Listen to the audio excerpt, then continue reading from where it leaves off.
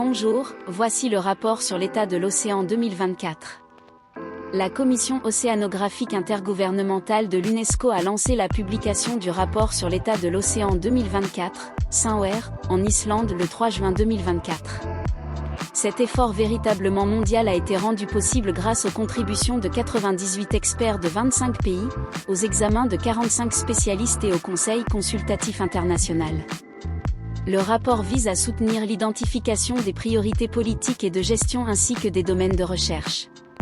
Ces conclusions devraient stimuler les actions de recherche et de politique contribuant à l'agenda 2030, aux conventions sur le changement climatique et la biodiversité, et au cadre de Sendai pour la réduction des risques de catastrophes. Structuré autour des 7 résultats de la décennie des sciences océaniques pour le développement durable des Nations Unies, 2021 à 2030, le rapport couvre les paramètres physiques, chimiques et biologiques décrivant l'état de l'océan, résume les menaces posées à l'océan, illustre l'accès aux infrastructures d'observation, aux données et aux informations, et fournit de nouvelles perspectives sur la culture océanique, les connaissances autochtones et traditionnelles. Les messages clés. Les tendances mondiales sont détectées, mais il est important de considérer les changements locaux pour s'adapter et atténuer avec succès. La détection des tendances à long terme est nécessaire pour identifier les moteurs du changement. L'observation de l'océan est une infrastructure critique pour gérer les risques et répondre aux futures demandes des industries océaniques durables. L'accès aux connaissances reste inégalement réparti. Les aires marines protégées, la protection côtière et la planification spatiale marine sont des outils importants, s'ils sont appliqués dans le contexte de la durabilité, pour faire face aux changements océaniques. La collaboration entre tous les types de détenteurs de connaissances, les gouvernements et le secteur privé est essentielle pour accroître les connaissances et la compréhension de l'océan.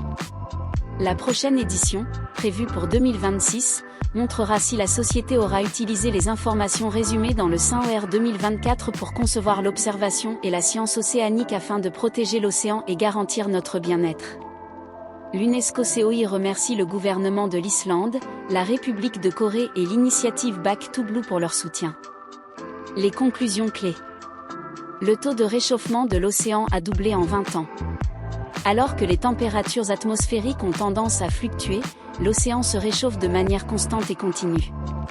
Le rapport sur l'état de l'océan indique que l'océan se réchauffe désormais à un rythme 2 fois plus rapide qu'il y a 20 ans, 2023 ayant enregistré l'une des plus fortes augmentations depuis les années 1950. Alors que les accords de Paris s'engagent à maintenir le réchauffement climatique en dessous de 2 degrés Celsius par rapport au niveau pré-industriel, les températures océaniques ont déjà augmenté en moyenne de 1,45 degrés Celsius, avec des points chauds clairs au-dessus de 2 degrés Celsius dans la Méditerranée, l'océan Atlantique tropical et les océans du Sud. Une conséquence dramatique de ce réchauffement est une augmentation du niveau de la mer à travers le monde. L'océan absorbe 90% de l'excès de chaleur libéré dans l'atmosphère, et à mesure que l'eau se réchauffe, elle se dilate. Les températures océaniques en hausse représentent désormais 40% de l'élévation globale du niveau de la mer, et le taux d'élévation a doublé au cours des 30 dernières années, totalisant 9 cm. Les espèces côtières suffoquent en raison de la baisse des niveaux d'oxygène.